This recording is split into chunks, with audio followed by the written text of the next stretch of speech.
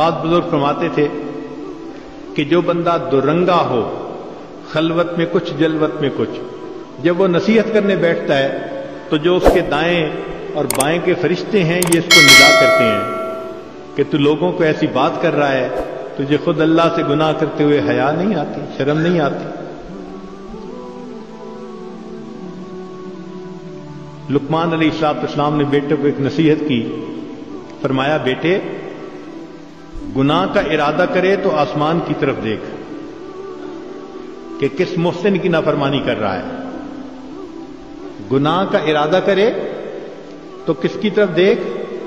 آسمان کی طرف دیکھ۔ گناہ کا ارادہ کرے تو آسمان کی طرف دیکھ، اگر یہ نہیں تو اپنے ارد گرد دیکھ، یعنی لوگوں کا ہی حیا کر لے۔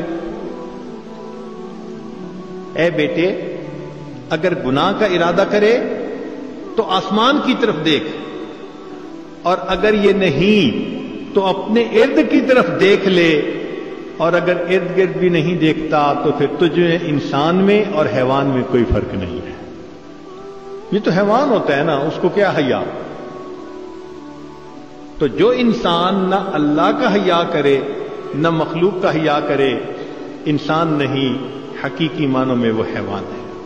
اللہ رب العزت ہمیں ایسی غفلت بھری زندگی سے محفوظ فرمائے اور ہمیں حیا والی زندگی نصیب فرمائے، تاکہ ہم گناہوں سے جو ہے وہ 100% بچ کر نیکوکاری پرہیزگاری کی زندگی گزار سکیں۔